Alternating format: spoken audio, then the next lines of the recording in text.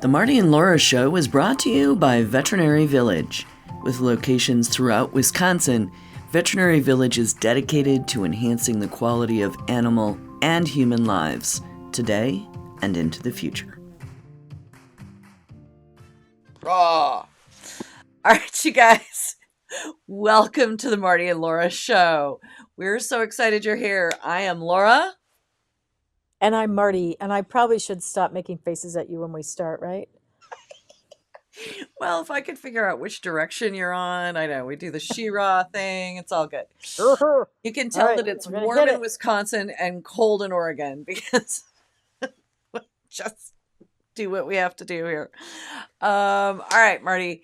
We promised everybody we did a whole overview on allergies last week. And so we promised them that we would do deep dives on all the things that our pets can be allergic to. And I'm pretty excited about this. You tell me there's a little bit of sciencey stuff today. And we're going to talk about food allergies. Yes? Yes, I think that's a very important topic. Yes. Because I think it's highly misunderstood. Yes. Agreed. So where would you like to start? Symptoms, breeds? I would like to start with maybe some myth busting, just like off the top.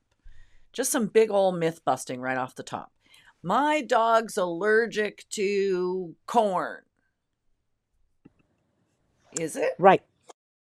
So the first thing I think we need to say is typically dogs with food allergies have symptoms of skin disease, not typically GI disease, not typically vomiting and diarrhea. Can that happen? It can, but itchy skin, and I take this word carefully when I say it, is we can't see an itch. So when we see our dogs scratching, licking, biting, chewing, rubbing at their ears, scooting their high knees, doing all that stuff, we assume they're itchy, but they can't actually tell us that they're itchy. So we have to make the assumption that those symptoms mean that they're itchy.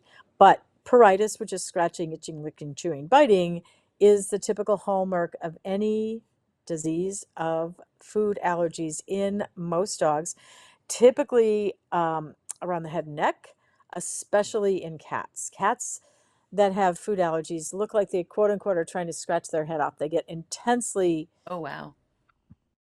All these symptoms around their head and neck. So it's pretty interesting.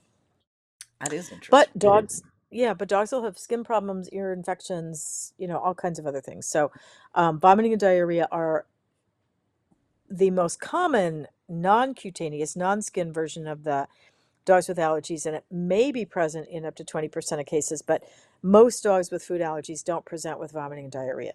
Now, there's a distinct difference between a food allergy, food sensitivity, a food allergy and a food sensitivity or intolerance. So, and then there's also the dogs that eat something that was spoiled, bad, icky, gross. Either you fed it to them, not realizing that cleaning out the refrigerator and putting it into the dog dish was a bad idea, or the dog went out in the backyard and found their own meals. Delicacy. So we have food sensitivities and intolerances, food allergies, and then food poisoning. So we need to sort of break those out.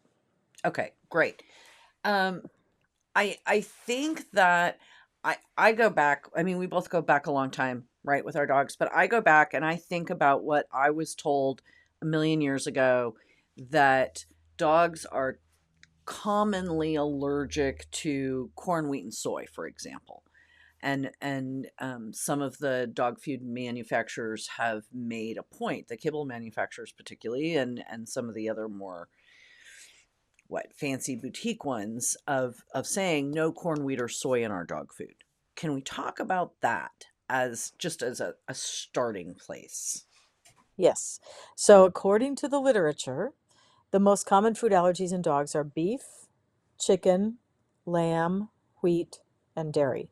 Did you hear corn on that list? No. And cats are going to be beef, chicken, and fish.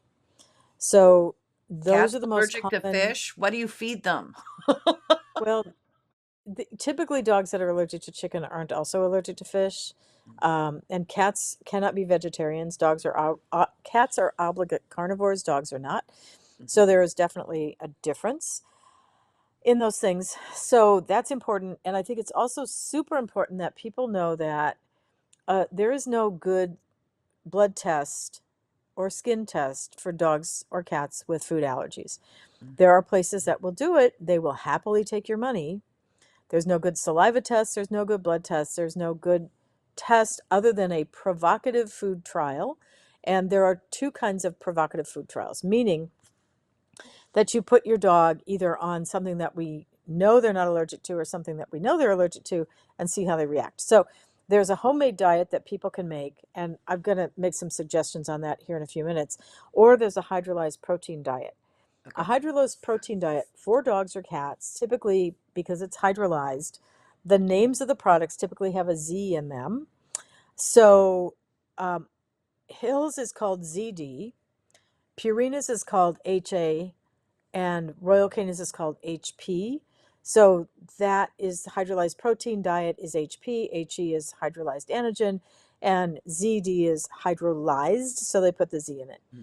So those are important things. And basically what they do with a hydrolyzed protein diet is they take all the components of the diet and they hydrolyze it, meaning that they break it down into less than 10,000 Dalton units, that these little itty bitty molecules, whether they're made from a protein or a carbohydrate, are so tiny that the dog or the cat's immune system goes, oh, didn't even notice you were here, you're fine.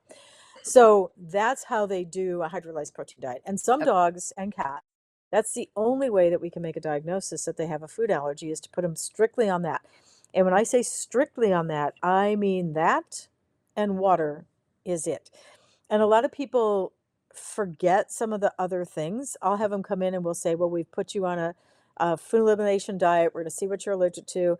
And so they'll come back in and they'll be like, well, she's really not better. Okay, let's go over this again. What are you feeding? And they'll tell me the whole list of things.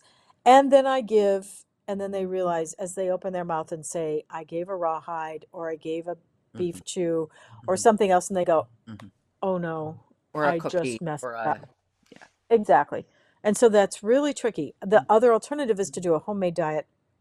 And we can talk about some of that in detail, but homemade diets can be made well for a short period of time, under 12 weeks, without really taking a great risk of a nutritional imbalance or a nutritional deficiency. But after that time period, then you need to start talking to your veterinarian or nutritionist to make sure that what you're doing as a homemade diet is complete and balanced. That means you add all the micronutrients that they need, vitamins, minerals, all the stuff. So you can feed almost anything for a short period of time while you're trying to figure that out. Now, there's lots of places that people find information about homemade diets. Some of them are really not good resources.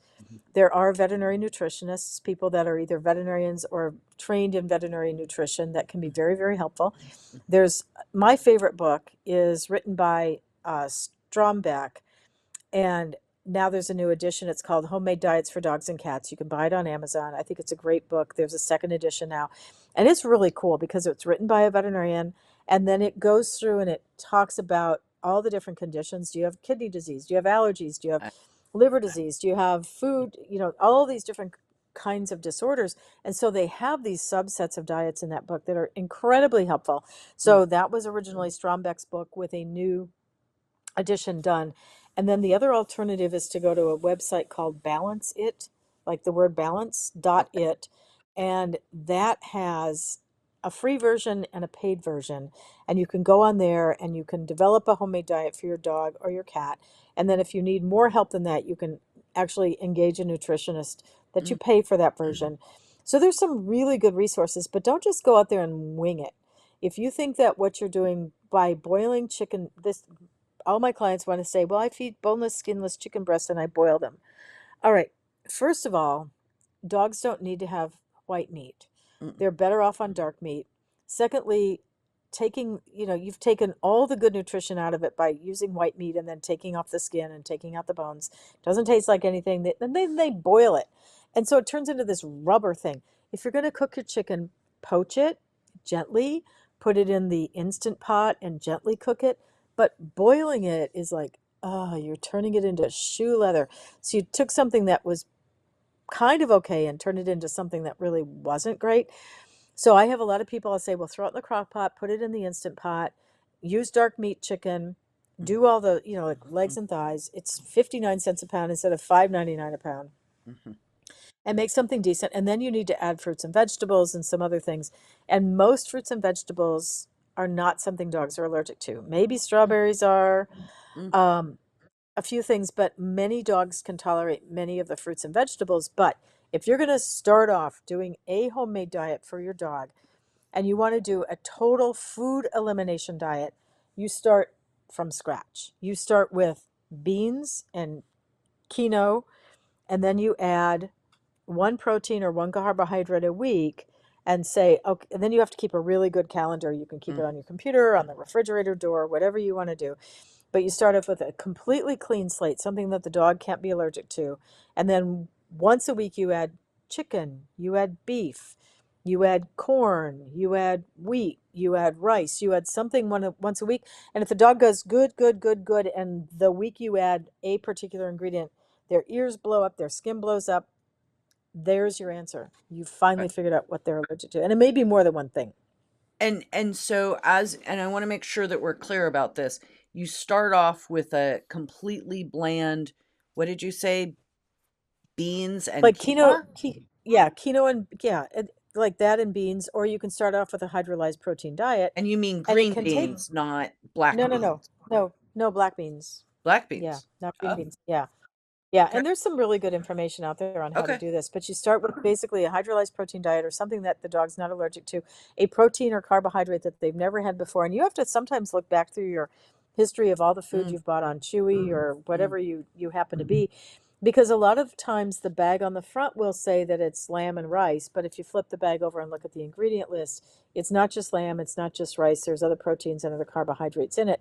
So this can become a real complicated situation. So you may need to talk to your veterinarian. You may need to talk to a dermatology veterinarian, somebody that can really help you dissect this apart. Because mhm. when you're starting off on something that's this intense and this difficult, you need some help to make sure that you're doing the right thing. So what happened a number of years ago is a lot of pet food companies saw veterinarians that thought dogs had food allergies putting them on lamb because it was a protein that a lot of people didn't feed in the United States. This Mm, was 20, 30 years ago. mhm. A lot of people didn't feed lamb in the US, so they would use lamb as that novel protein source that people would use.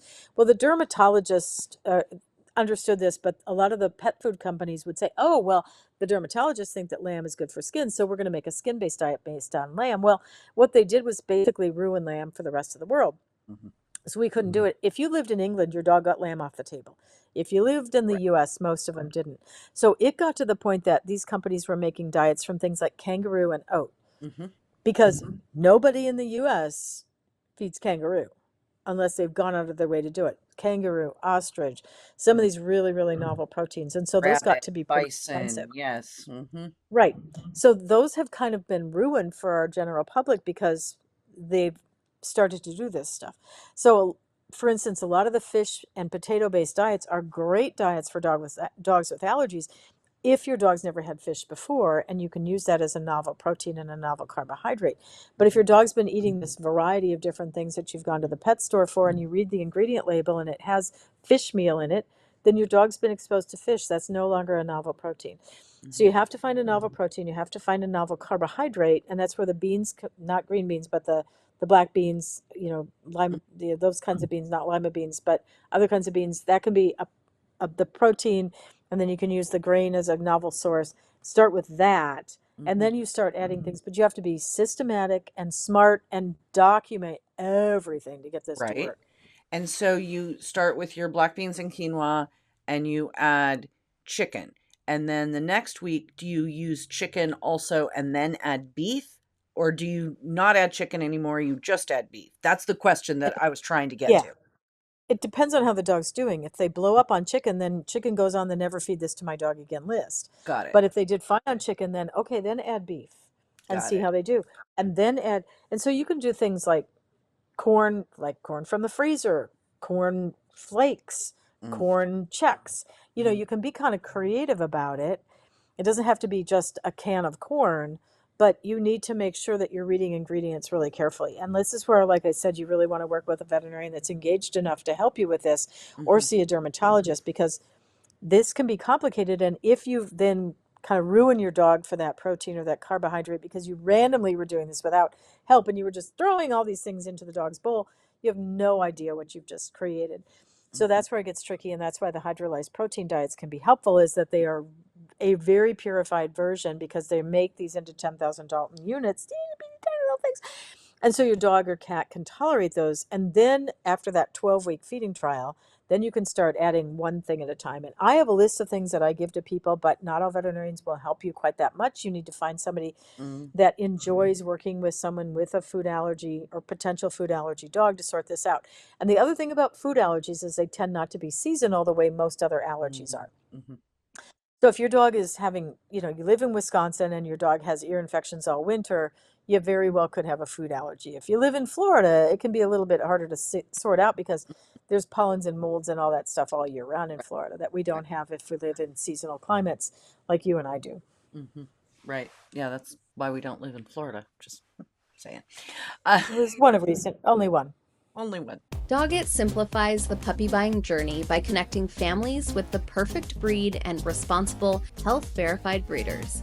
They are the only breeder marketplace that verifies health clearances and responsible breeding practices.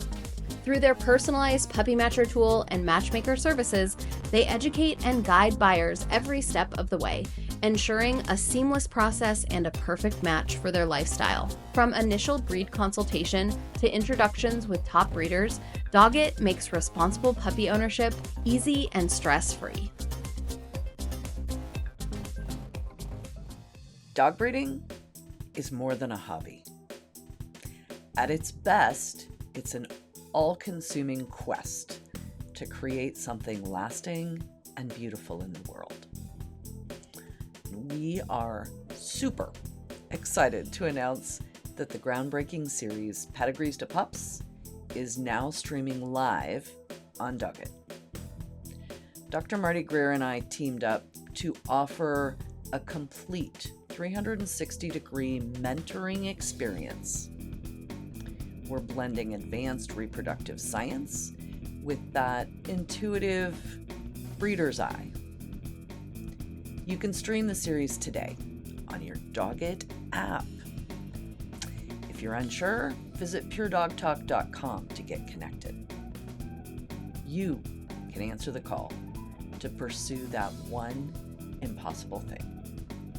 The chance to preserve, protect, and improve something that truly matters. As we're trying to identify what it is our dog can be allergic to or our cat can be allergic to, and we're going through this elimination diet, I think it's really important to stress this takes a minute, right? This could take a year. Full system. Yes, this could take you a year to figure out, unless you just jump right to the hydrolyzed protein diet and go with that. So that's the real advantage of it. For some people, they like the detective work. For other people, it's just beyond the scope. And if you've got little kids in the house that are throwing things off the high chair, or grandma's living with you and her memory isn't good enough to remember she can't feed the dog off the table, this can really undermine it. Or if you have a spouse or a partner that just says, I'm just fine, I'm going to feed the dog whatever I want, that can really undermine things. This really requires a family conversation where you sit down with your teenage kids, your adult parents, whoever it happens to be that lives in your life, and say, okay, are we able to commit to this food elimination diet, or should we just go straight to the hydrolyzed protein diet? Because it is expensive food, but it can be life-changing for the pets that are allergic. It can change them from being somebody that's just miserable all the time, scratching, licking, biting, chewing, scooting on the sidewalk because their anal glands are a problem, having skin that breaks out in rashes, having ear infections that are just these chronic nasty things. It can really be life-changing, and it's pretty exciting when that happens. Like, people come in, if it works well, they come in and they're like, oh my God, this is the best thing, because now I'm not having to put the dog on meds, treat their ears, chase them around, do all this stuff. It can really be very, very successful with the right tools. But like I said, the saliva test kits, the blood tests, just don't spend the money on it. Yes, you can find them online. Yes, I know they say all these wonderful things about them when you read them, but these are companies trying to sell you a product. And if you speak to the dermatologists, they're going to tell you it's just not a good tool. Snake oil. And on the hydrolyzed, if you go to the hydrolyzed diet, do you then you're on that forever? The dog never eats anything else? Or how does that work with that particular process? Yeah, so for some dogs and cats, that's just the easiest, the path of least resistance. They do really well in it. People are willing to spend the money, especially if they're small breed dogs, it's not so terrible. If it's a cat, it's not bad. But if Mhm. it's a large breed dog, it can become a bit of a financial burden. So that's where we start saying, okay, let's logically add one thing back a week and Mhm. keep that calendar, keep really close track. Using that hydrolyzed food, then you add a thing. Right. Okay, got Right. it. You had a thing. And so if you have a party at your house and the dog grabs a brat off the table, off the picnic table and runs off with it, and then their ears break out, it could have been the pork, it could have been the beef, it could have been the bun, it could have been anything that that brat in the bun had in it.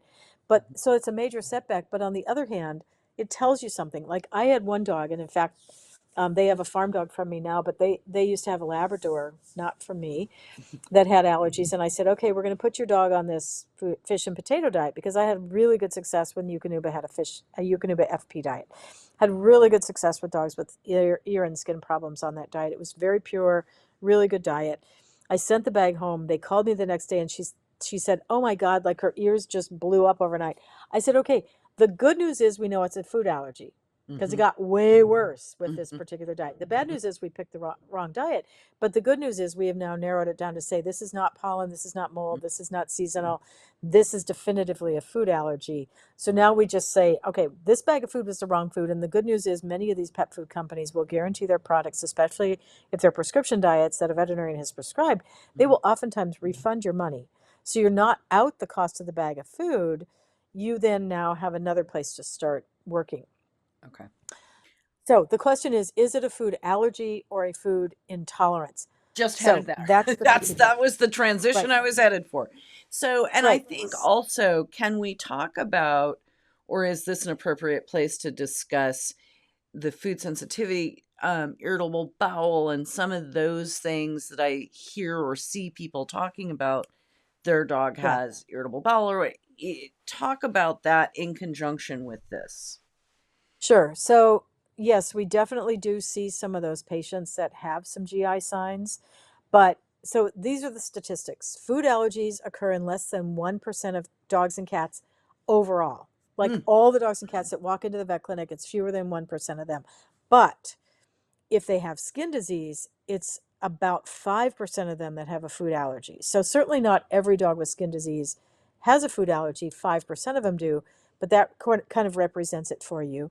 And okay. then if we get to the dogs that are scratching, itching, biting, licking, chewing, that's 15 to 20% of the patients that have a food allergy. So what's interesting is that about 10 to 25% of patients with allergic dermatitis, some kind of skin disease associated with allergies, do have a food allergy. So if you have a dog with those symptoms, you have a higher percentage, up to 25%, that may have a food allergy as a component, but not necessarily the only cause of their skin disease. Oh, well, that So helps, it's doesn't it? kind of, yeah, it's kind of complicated. Mm, Um, so yes, there are definitely dogs that have pretty serious inflammatory bowel disease, I those kind of symptoms, and so some of those dogs end up on steroids. Some of them end up on food elimination diets, and in fact, there is even as far, unless it's a hydrolyzed protein diet, because we don't always have dogs that respond to that. mm, Purina makes a vegetarian diet mm, that every now and then that's the only thing we can get some of these irritable bowel syndrome or the IBS dogs, the allergic dogs, to respond to, is it may have to go that far to a vegetarian diet because okay. sometimes even the hydrolyzed protein diets don't get us there. So there's a lot of foods on the market that are prescription that can be very, very helpful. But the reason they're prescription diets isn't because the pet food industry wants to charge you extra money, because your veterinarian wants to sell you something. It's because they are very specifically crafted for specific Mhm, disorders. So mhm. you can't just go to the store and buy it. You can't make a mistake that way because your veterinarian is going to make sure that you're on the right food. And it has to be very carefully crafted at the pet food companies. So, for instance, when they're making one of these hydrolyzed protein diets or one of these specific food diets that are made for dogs and cats with allergies, they shut down the entire line of the plant. They Mm, steam clean the entire place. They're out of business for 24 hours making pet food, cleaning up everything on the line, all the little bits of kibble and dust and things that fall into the cracks and the mm, crevices of the conveyor belt and the machines and the dyes and all the stuff. They clean the entire plant, and the first thing through that plant when they restart it is going to be those hydrolyzed protein and very specific food elimination kind of diets that you can get, kangaroo and oat or venison and pea or whatever they happen to be. And then once they get all that stuff done, then they can make any other kind of pet food. That costs extra money. That costs the pet food company extra money to make that sterile line, that clean, that specifically made to craft those foods.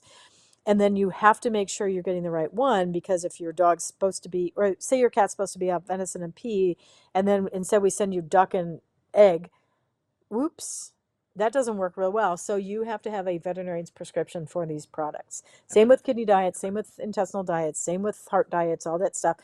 These are prescription diets for a reason. So don't go crabbing at your vet thinking that they're just trying to gouge you. They are really, really made. If people were this careful with their nutrition, Right. like if I were that careful with my nutrition, I probably My would dogs be. are all much better weight than I am. So, I'm just saying. And probably a better balanced diet. I mean, I've Yes. seen you eat. You're pretty careful. But, we're not all perfect No. about these things. Every now and then Our I pets- eat a brownie. It's true. Sometimes it happens. It does. It just attacks me from somewhere. The brownie jumped off the cupboard right there. It's terrible. It wasn't your fault. Definitely not my fault. Happens. Okay. So for our dogs, it's not their fault either. It's our fault if we're not paying attention. I mean, that's kind of how that works. Talk to me about the on the food sensitivity versus allergy. What are the differences in that? I wanted to get that IBS in, but I didn't want to get off track entirely from the food sensitivity. Sure. So a food sensitivity is something that just doesn't agree with them. Like I'm not allergic to peppers, like bell peppers, but they don't make me feel good. So I just don't eat them because I feel icky after I eat them. Do I get facial swelling and itching and all the stuff that goes with a food allergy? No, they just don't agree with me. So I just don't eat them. And I think that this is an important thing for people that have dogs that are really picky eaters. They'll say, well, my dog's just a really fussy eater. I'm like, you know what? I bet they have a food sensitivity or a food allergy. And they go, what? Like, yeah, let's do this. Let's try something different. And we'll go out, we'll pick out a food. Sometimes I'll open little sample bags of food and put them in different bowls and let the dog go over and pick them. And if the dog goes over and like sniffs at one, not slips at the no, I'm good. Goes to the third bowl and devours it. And then they take home a bag of that food and they're like, oh my God. Like I thought she was always a picky eater. I had no idea when she ate, she felt sick when she got done eating. She ate enough to stay alive, but she didn't eat enough to really thrive and put on the weight you expect them to and eat with enthusiasm. They're like, oh my God, like she spent her whole life with a food sensitivity and a food allergy and I didn't know it. I'm like, yeah, well, it wasn't your fault. You didn't know. You just thought she was a picky eater. So I think those are things that, so if you're out there in listener land and you have a dog or a cat that just barely, like their body condition score is lower than your vet would like it to be, and they just don't get excited about their food, go into your veterinary clinic or go into the pet store and ask for some samples and see what you can come up with. And you might be really surprised when you find the right thing.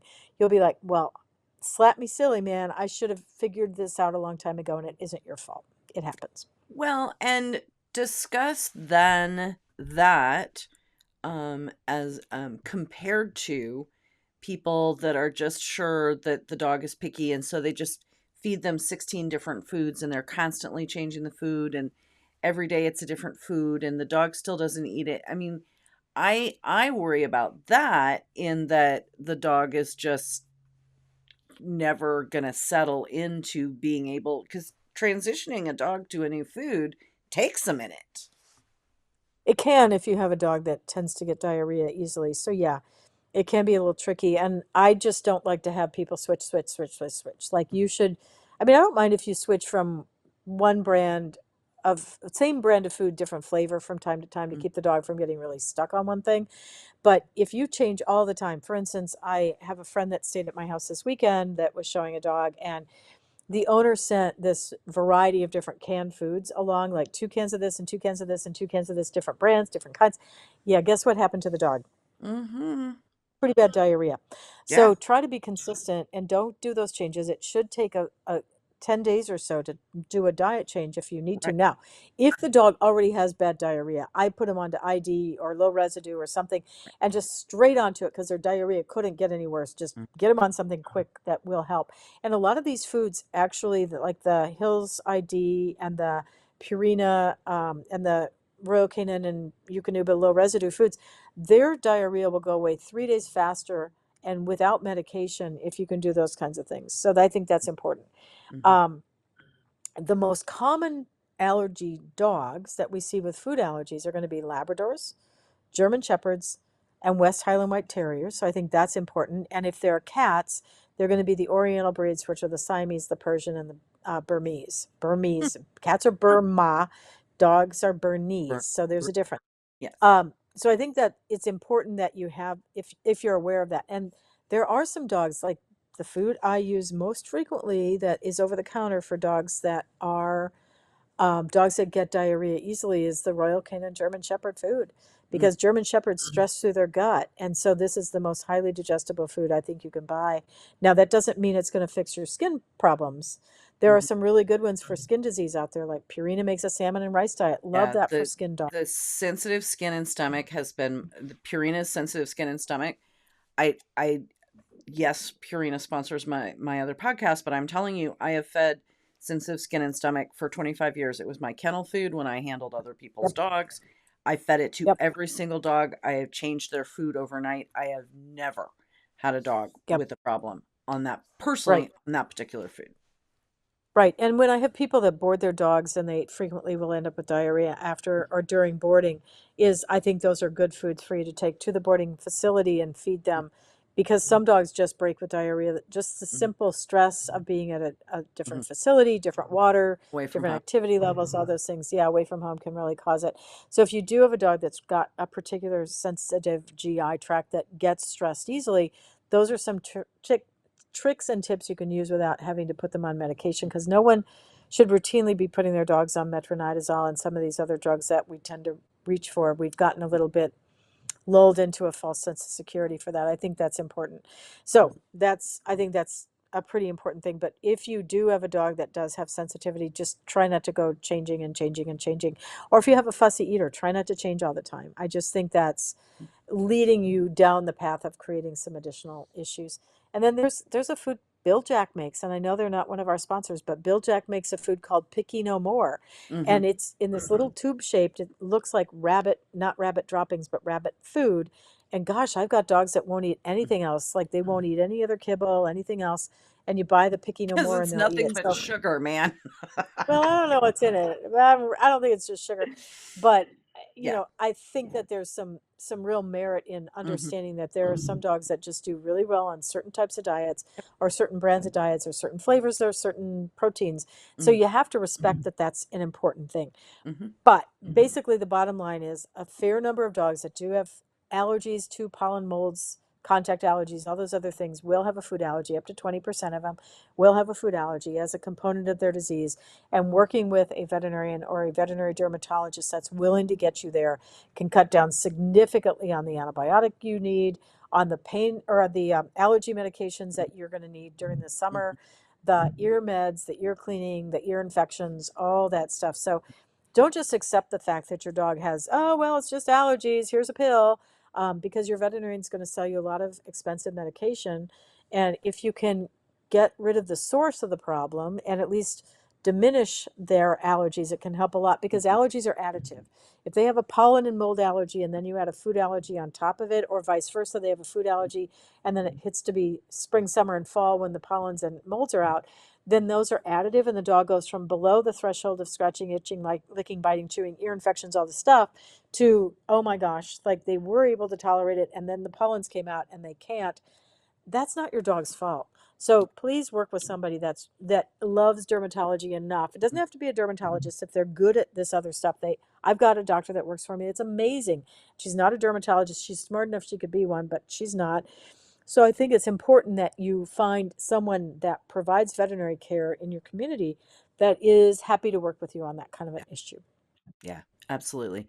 And food poisoning happens in dogs, but it isn't It isn't the same as food poisoning in people, or is it? Well, the same organisms can cause it. If they go out and eat a dead bird, there's songbird issues.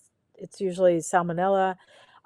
You feed food out of the fridge that's been in there too long. Any of those things can make the dog sick. So if you wouldn't eat it, you shouldn't feed it to your dog. And there is one particular thing, and that's moldy cream cheese. Actually has in it any soft cheese. So hard cheeses are fine. If you have cheddar cheese and it's moldy, cut the mold off, you can eat it. But soft cheeses like cream cheese, there's a pink mold that grows on cream cheese that will make dogs have seizures. It's unique to the dog as far as I know. And I now did not know that. well, I don't eat moldy cream cheese, so I've never Me tried neither. it. But it does actually occur that there is certain things like the moldy cream cheese that can cause a dog that doesn't have epilepsy to have seizures. So be aware that some of those things can happen. So be thoughtful about what you're, for putting in the dog bowl if you're cleaning out the fridge, or if you clean out the fridge and throw it in the trash. Take the trash out to the outside where the dog can't get to it, because you go to bed at night, the dog will open the garbage can, pull it out, take the thing off.